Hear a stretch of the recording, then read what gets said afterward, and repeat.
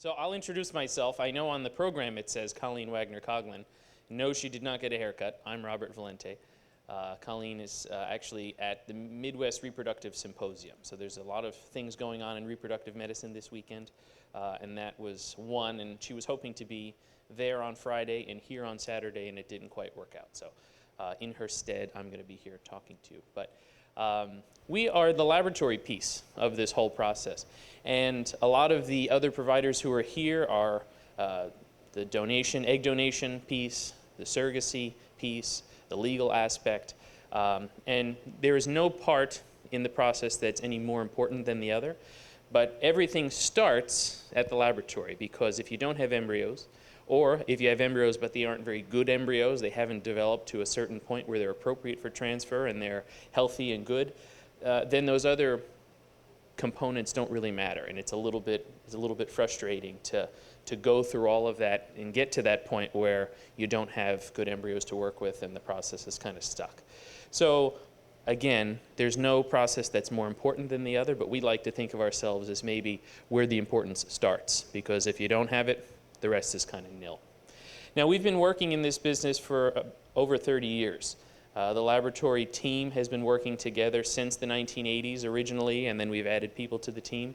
The founder of our company, Colleen Wagner Coughlin, has worked with Dr. Brian Kaplan pretty much since he was a fellow. We were just talking to somebody, there's another guy here who knows Dr. Kaplan because they were fellows around the same time.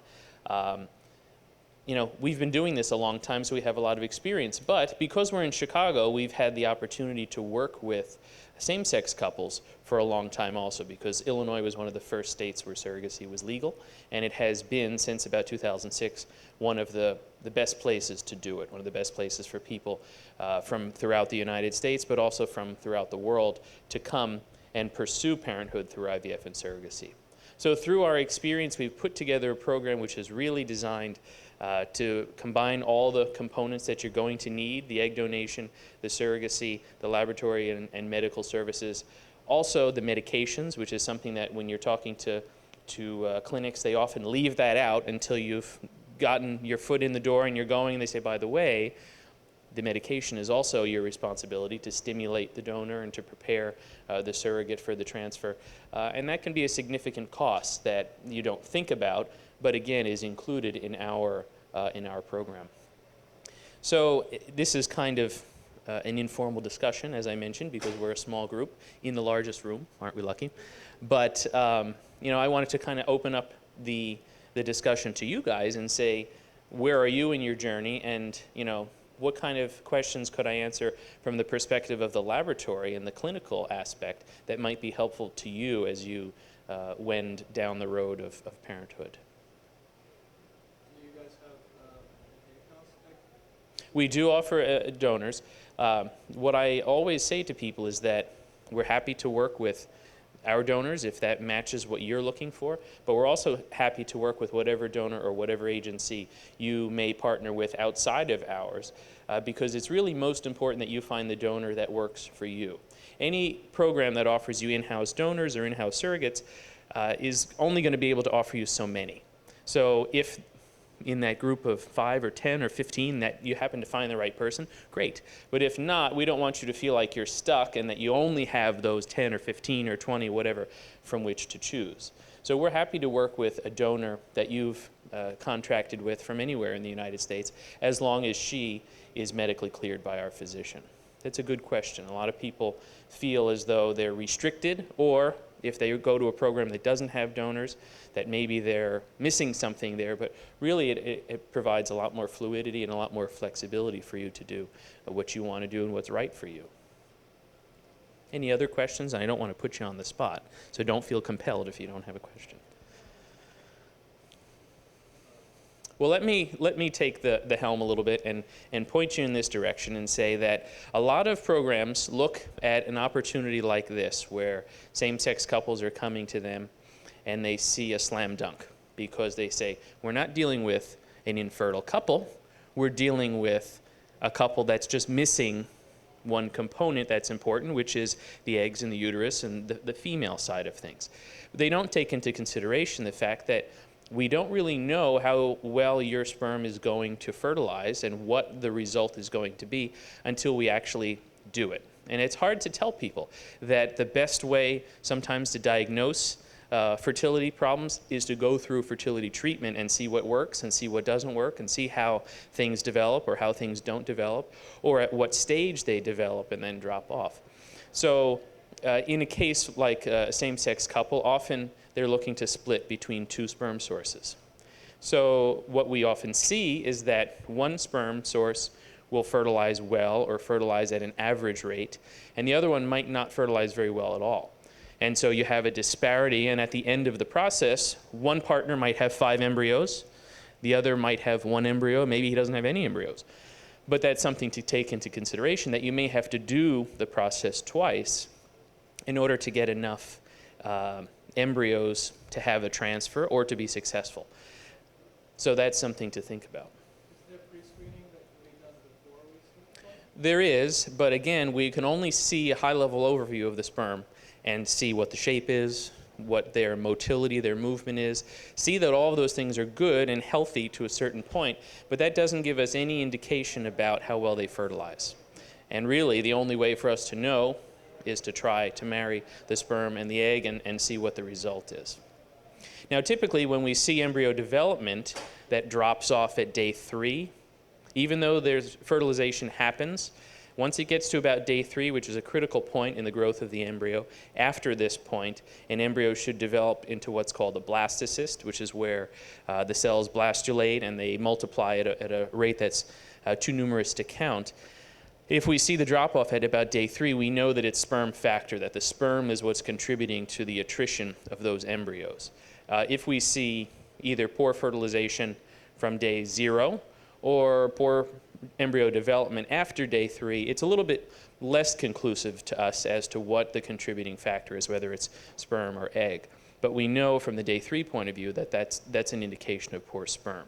So the answer to the whole puzzle is you don't know until you get to day 3, which means you have to start, you have to do this, you have to get there, and then get to day 3 and see what the results are. And ultimately, we don't want to get to day 3, we want to get to day 5 or 6, which are the days when there's going to be embryos which are appropriate not only for transfer, but appropriate to do genetic testing if that's something that you're interested in, and that are appropriate to freeze, because at that point in their life cycle, they're appropriate to freeze and they'll withstand the freezing and the thawing process.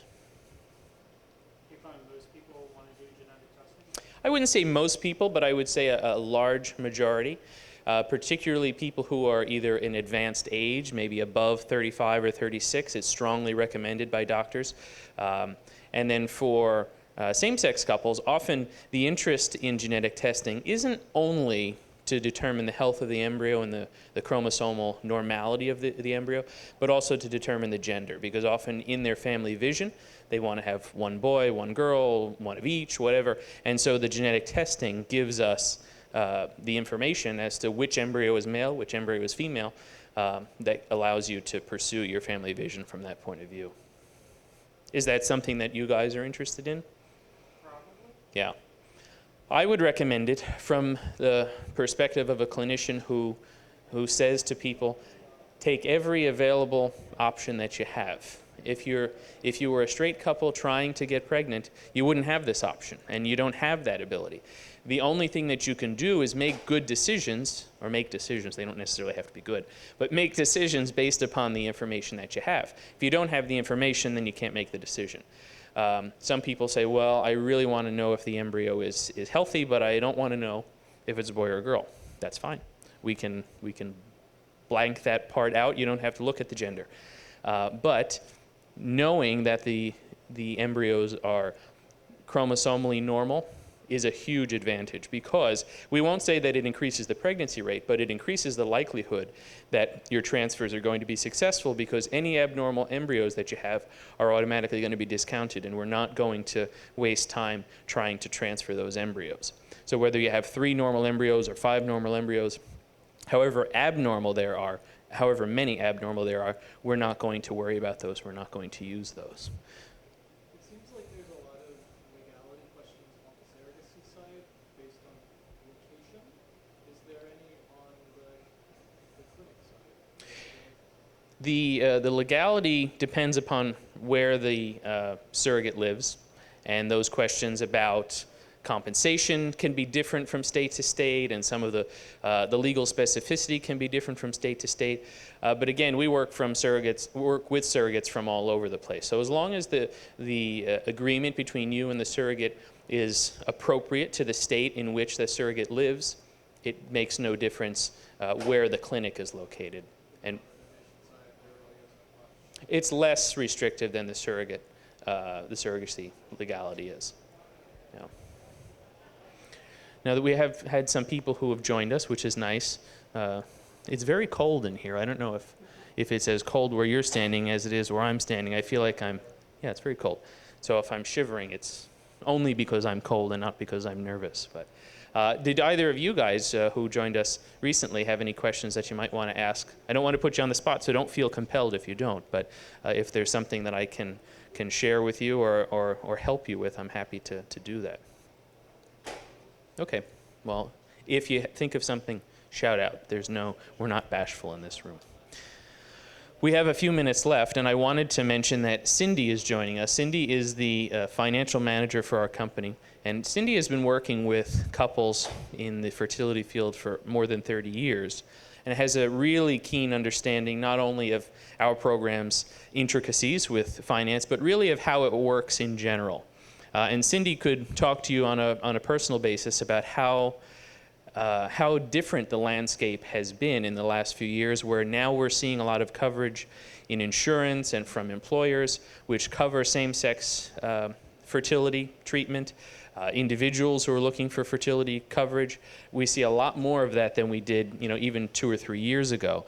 And Cindy has a lot of experience dealing with this, and she's good at asking the right questions and saying not only what insurance do you have, but who's your employer?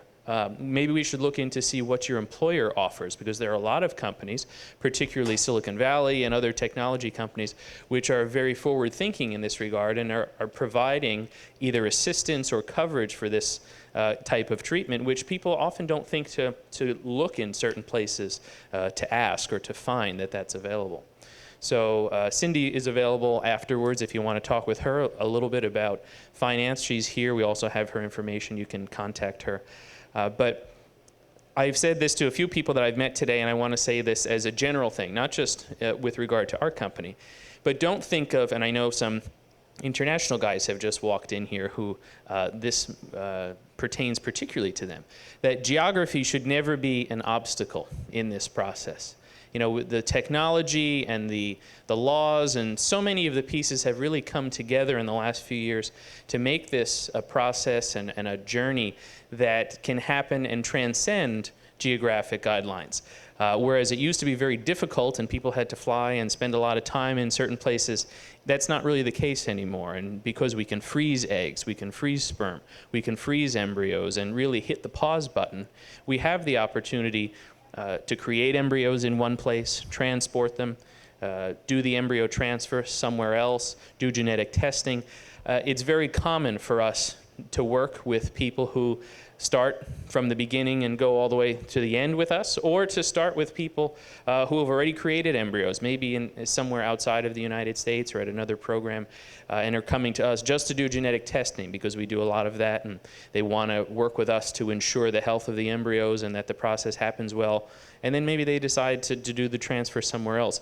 But my point is that if something changes, whether it's a feeling or something happens, or maybe you're going through the process and it's not working so well, you have the opportunity to change gears and shift gears. And if anybody is in that position right now where you've already created embryos, you've already gone through this, and maybe you're not having success where you're pursuing treatment, you have the option to take your embryos and go somewhere else. And that's an important thing to think about. Don't ever feel stuck wherever you are, whether you're working with us or you're working with somebody else. Don't ever feel stuck where you are, and if it's not working, you need to make a change. So it's important to remind people of that. But it's a very personal process, and we recognize that, and we recognize that we're very accepting of it. I'm from Chicago. Chicago is a great place to be a gay dad or to be in a same-sex partnership. It's wonderful. but that's not the case everywhere. And sometimes, wanting to pursue a family carries with it some social stigmas that are a little bit difficult. We recognize that. We understand that. And we want you to feel comfortable in this process and feel as though you're getting everything that you need from it. Not only that you go home with the child that you intended to go home with, but that throughout the process you felt supported and you felt respected, because that's very important. And because of our experience doing this, working with same-sex couples since, as I've said, 2006, we've been working with male couples because surrogacy became legal at that point. And even before that, we were always working with same-sex female couples because it's a little bit easier. They have all the equipment that makes it possible, most of the equipment. We have a lot of experience, and we understand that we live this. I'm a gay man myself. My partner and I are not ready for children at this point. Maybe someday down the road. I think I have an in someplace, so I might be able to get it done on the cheap. But but it's good knowing that I can do this and to help so many people realize their dreams. And we meet a lot of people who said, you know what, I wish I had started this process a lot sooner. That being said, there's a lot to the process. It can be very overwhelming. It can be a lot, and the best thing is that you guys are here.